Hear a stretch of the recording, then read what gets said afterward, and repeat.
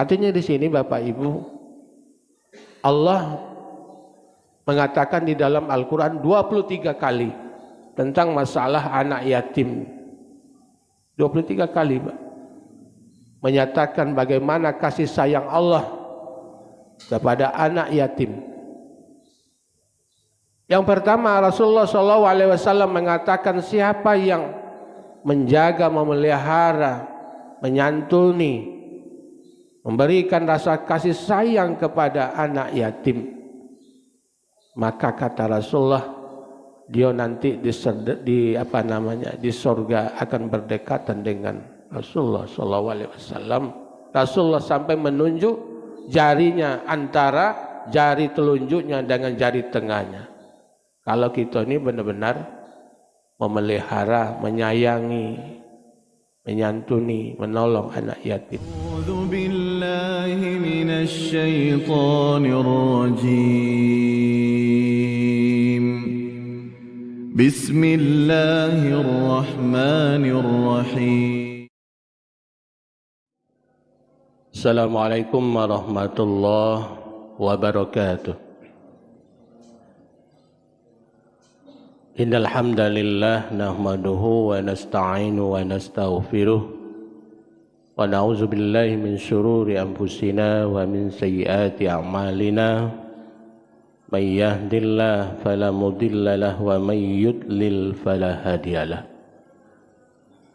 Asyhadu an la ilaha illallah wahdahu la syarikalah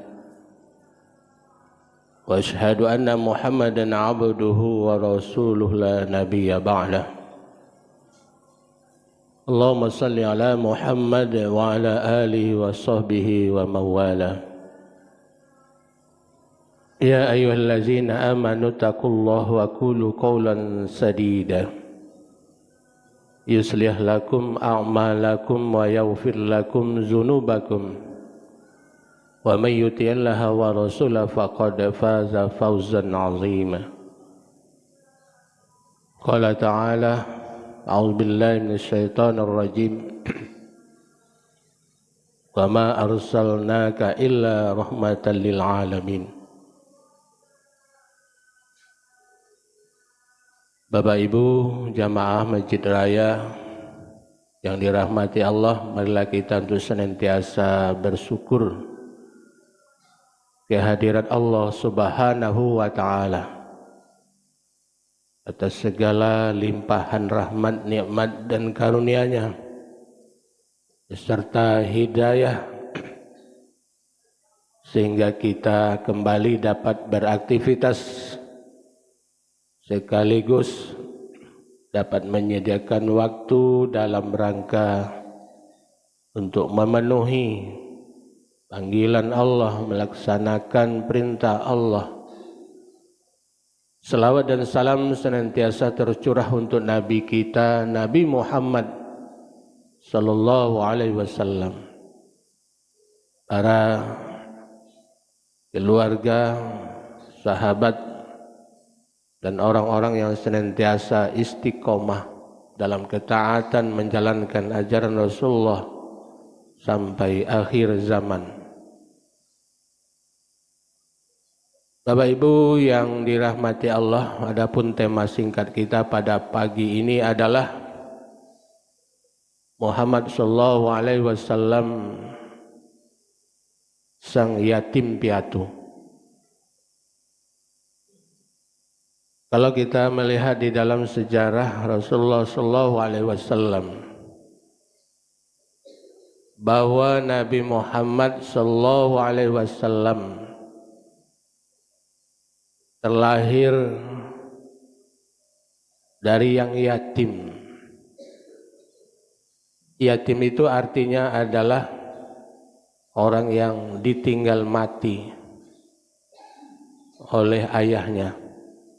Kalau kita melihat di dalam sejarah, ada mengatakan 2 bulan, ada mengatakan 9 bulan di dalam kandungan ibunya. Ketika ayahnya disuruh untuk membeli dagangan ke Madinah, Nah, di Madinah itu kalau dulu namanya Yasrib, berdagang, beli galih untuk dijual di kota Mekah. Nah, nyampai di kota Mekah, ayahnya jatuh sakit dan akhirnya meninggal dunia. Muhammad SAW, Muhammad atau Nabi kecil, masih berada di dalam kandungan orang tuanya. Kemudian Bapak Ibu,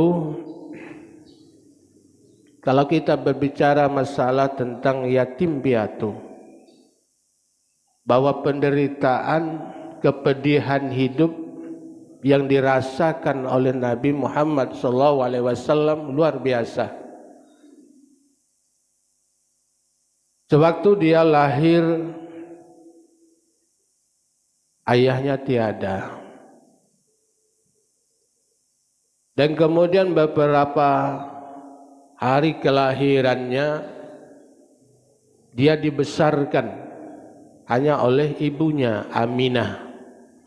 Ada mengatakan binti Khuwailid, ada mengatakan binti Wahab. Kalau hari-hari ini atau bulan ini orang banyak memperingati hari kelahiran Nabi Muhammad SAW.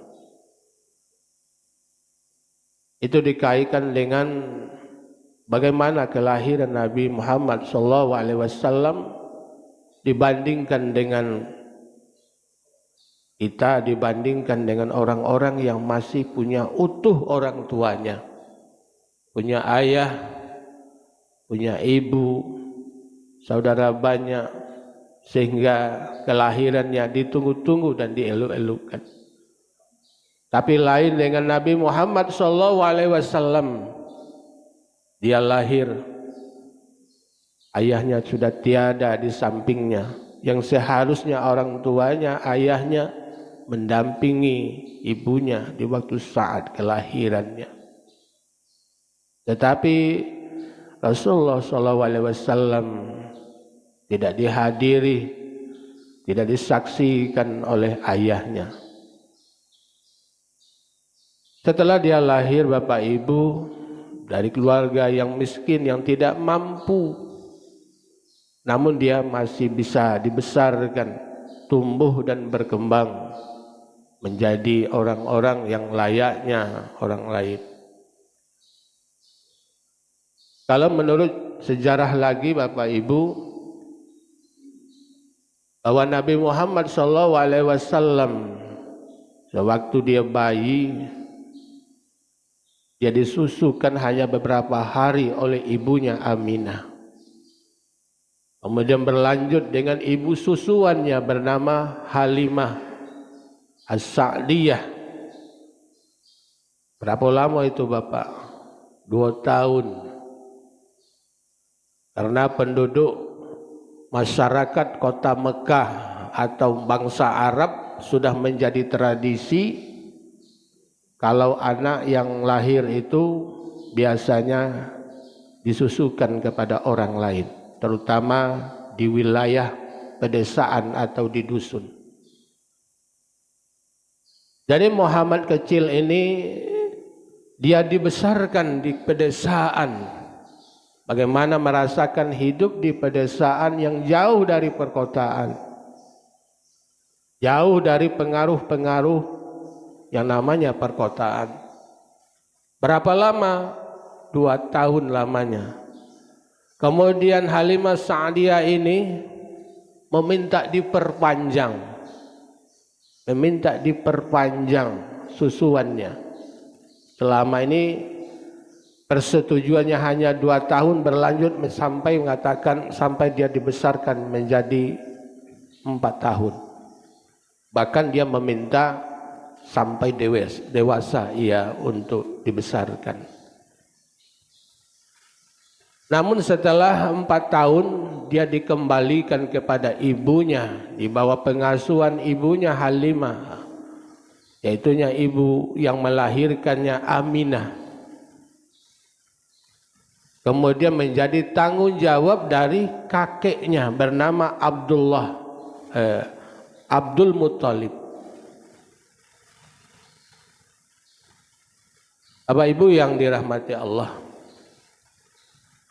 setelah dia berumur 6 tahun, dibesarkan oleh kakeknya tadi dengan beserta ibunya. Sebagaimanapun, cak manapun Bapak Ibu, dia terlahir dari keluarga yang miskin, namun dia tetap mengingat dan berziarah ke kuburan bapaknya, ayahnya yang berada di Madinah. Kalau kita hitung-hitung dari Mekah ke Madinah itu 500 kilo.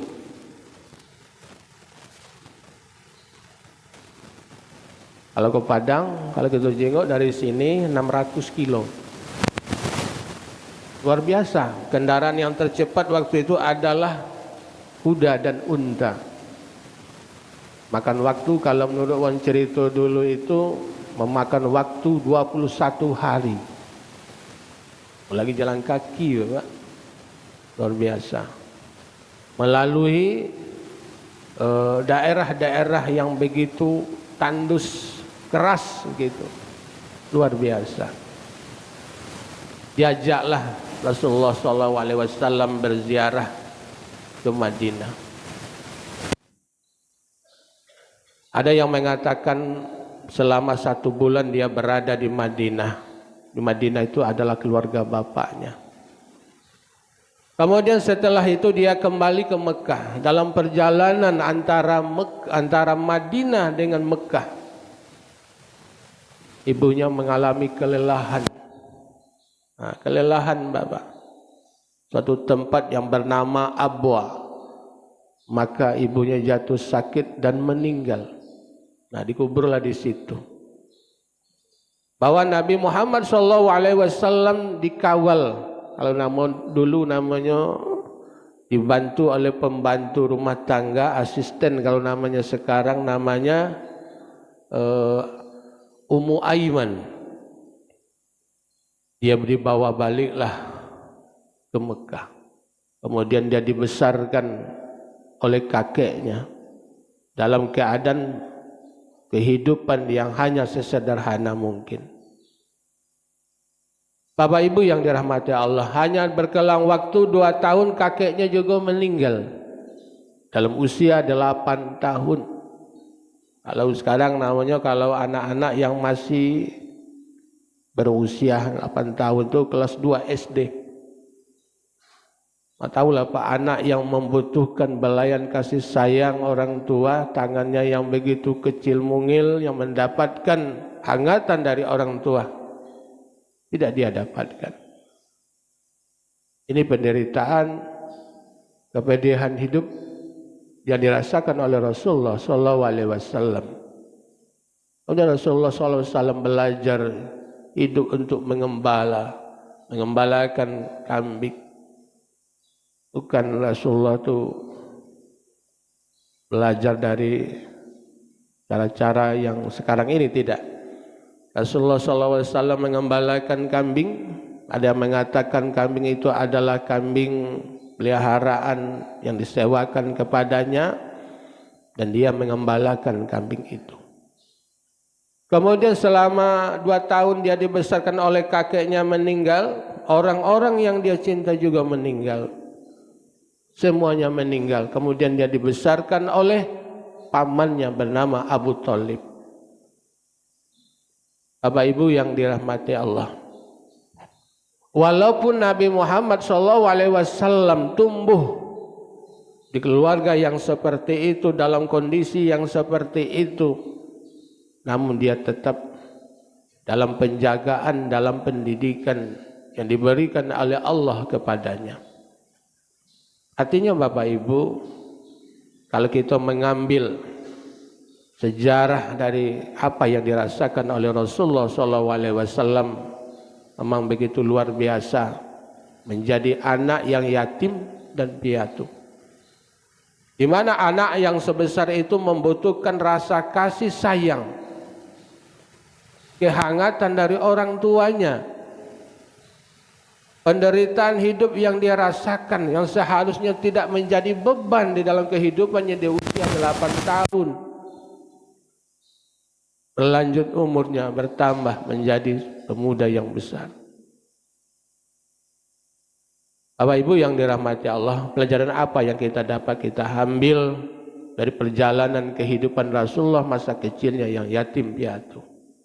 Yang pertama, bahwa kehidupan ini memang adalah perjuangan. Perjuangan, Pak. Walaupun kita punya bapak, punya ibu, belum tentu juga bisa hidup dengan baik.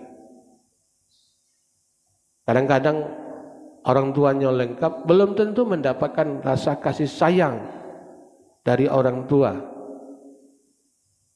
Apalagi tidak ada ayah dan ibu yang membesarkan. Hanya dibesarkan oleh kakeknya, oleh pamannya, oleh orang lain.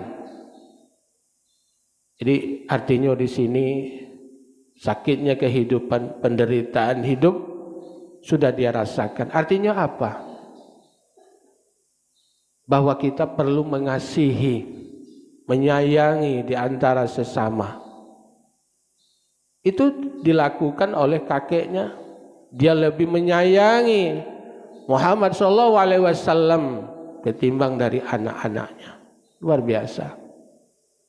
Artinya di sini Bapak Ibu, Allah mengatakan di dalam Al-Quran 23 kali tentang masalah anak yatim. 23 kali, Pak.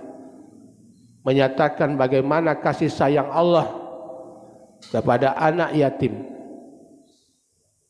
Yang pertama, Rasulullah SAW mengatakan siapa yang menjaga, memelihara, menyantuni, memberikan rasa kasih sayang kepada anak yatim, maka kata Rasulullah, dia nanti di surga akan berdekatan dengan Rasulullah SAW. Rasulullah sampai menunjuk jarinya antara jari telunjuknya dengan jari tengahnya.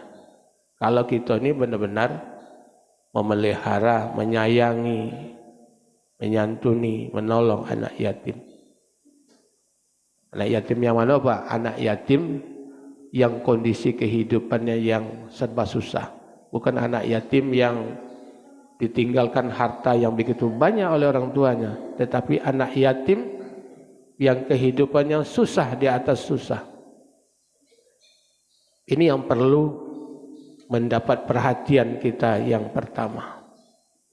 Kemudian Bapak Ibu, bahwa Rasulullah SAW tumbuh menjadi besar, dia berusaha bagaimana ikut merasakan apa yang dirasakan oleh orang lain tanpa bapak, tanpa ibu.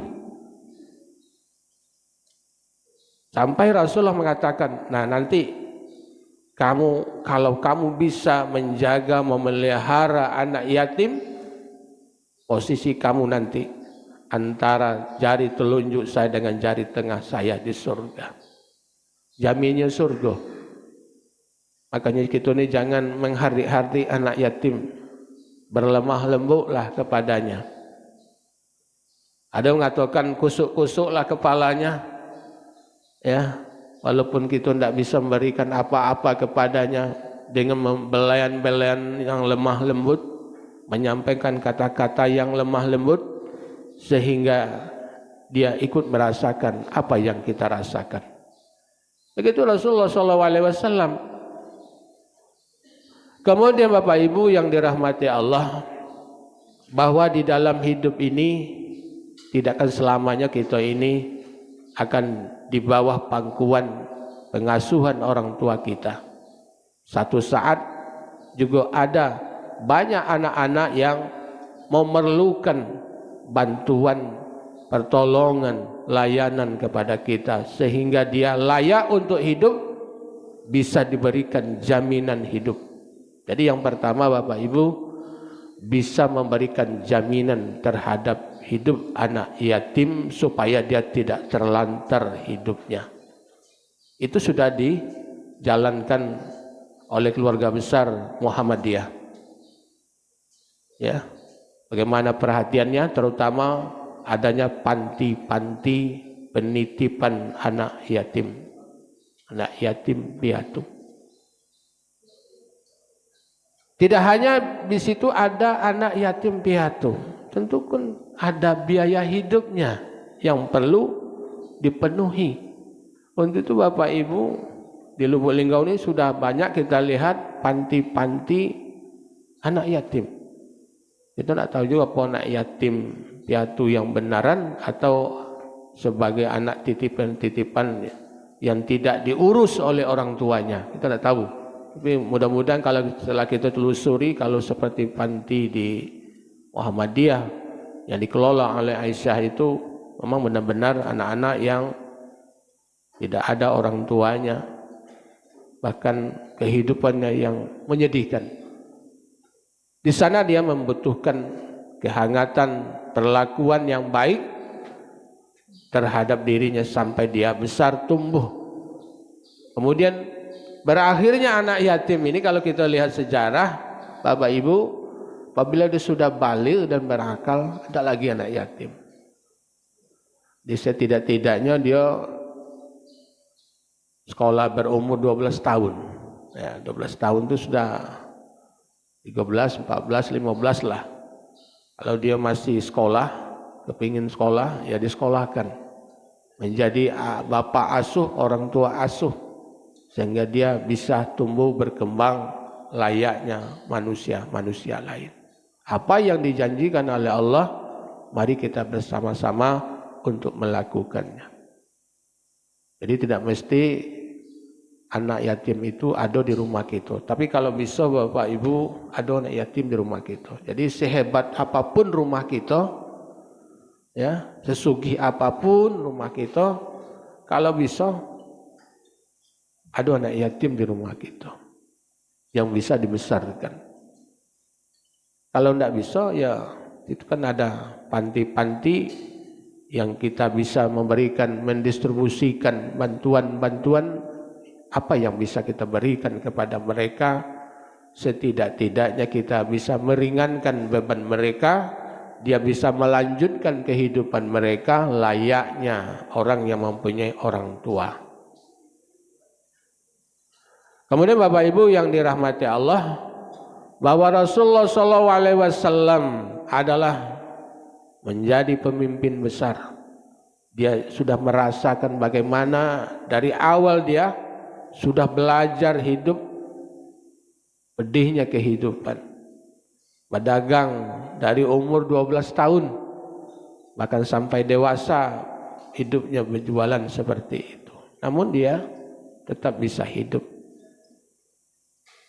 Jadi bukan dari pegawai, bukan dari pejabat Rasulullah SAW, tetapi hidupnya dengan berjualan antara Mekah ke Madinah, sehingga bahkan ada mengatakan sampai ke luar negeri, sampai ke Irak, ke Iran dan lain sebagainya.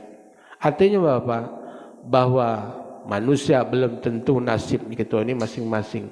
Itu besarkan anak-anak yang tumbuh bisa menjadi anak yang hidupnya mandiri, bisa dengan tegak dengan kaki sendiri, bisa mengurus dirinya sendiri. Begitu juga panti-panti yang dikelola baik oleh pribadi-pribadi maupun organisasi-organisasi, mudah-mudahan dapatlah menjadi obat bagi anak-anak yatim maupun anak yatim piatu maupun orang-orang yang memang hidupnya terlantar. Tidak ada orang yang membesarkannya sehingga dia layak untuk mendapatkan perhatian yang begitu besar kepada kita. Jadi setidak-tidaknya Bapak, kalau ada kita punya sebagian harta kita, ayo kita sisihkan untuk anak-anak yatim sehingga dia bisa hidup, tumbuh dan berkembang layaknya sebagaimana kita bisa hidup, punya orang tua yang lengkap, ada ayah, ada ibu, sehingga kita layak memanggil ayah dan ibu. Jadi ayah, ibunya anak yatim itu adalah kita bersama-sama punya perhatian khusus sehingga kita tidak tertuduh sebagai orang-orang yang pendusta agama. Termasuk di situ adalah orang-orang yang tidak memperhatikan kehidupan anak yatim. Mudah-mudahan melalui Tausiah singkat ini membuat kita terbuka mata kita bahwa Nabi Muhammad SAW di waktu dia lahir pun tidak mempunyai ayah, dibesarkan tidak mempunyai ibu, sehingga dia tetap bisa hidup bahkan menjadi pemimpin besar, bahkan dipersiapkan oleh Allah untuk menjadi pemimpin dunia, menjadi nabi utusan Allah, menegakkan agama Allah, mendakwahkan agama Allah di muka bumi ini. Mudah-mudahan kita sebagai penerus Rasulullah SAW, mencontoh Rasulullah SAW, agar kita bisa hidup untuk berbagi, merasakan apa yang dirasakan oleh orang lain. Begitu Rasulullah. Kenapa Rasulullah rasa kasih sayang terhadap anak yatim? Dia sudah merasakan hidup menjadi yatim piatu semenjak kecil, sehingga dia wajar mengatakan bahwa kamu nanti kelak di surganya Allah, tempat kamu berdekatan dengan saya, kata Rasulullah SAW. Mudah-mudahan menyentuh hati kita, memperhatikan nasib anak yatim yang kehidupannya yang menyedihkan, begitu Pak ya. Tapi kalau kita lihat di Linggau ini, dakati yang menyedihkan. Asal kita baik bisa memperhatikan mereka, dan kalau memang kita tidak sanggup untuk merawatnya, itu panti-panti siap untuk menampungnya, untuk membesarkannya. Tidak hanya menitipkan di situ, tetapi juga kita menentukan kita nasibnya ke depan, bahwa dia itu nak besar, nak makan, nak minum, dan biaya-biaya kehidupannya sehingga dia menjadi besar. Mudah-mudahan Bapak Ibu yang dirahmati Allah, bahwa kelahiran Rasulullah SAW adalah sang yatim piatu, sehingga dia besar menjadi seorang Nabi Allah, utusan Allah, sehingga dia besar namanya. Walaupun sudah 1444 tahun yang lalu dia sudah tiada di antara kita, tapi seolah-olah dia masih berada bersama dengan kita. Itu tak lain adalah apa yang mereka dakwakan, termasuk itu Bapak Ibu, apa yang kita dakwakan selama kita hidup di muka bumi ini akan terus dikenang, disebut oleh generasi-generasi kita, tanpa melupakan jasa-jasa apa yang telah diberikan. Ini saya terima kasih. Wassalamualaikum warahmatullahi wabarakatuh.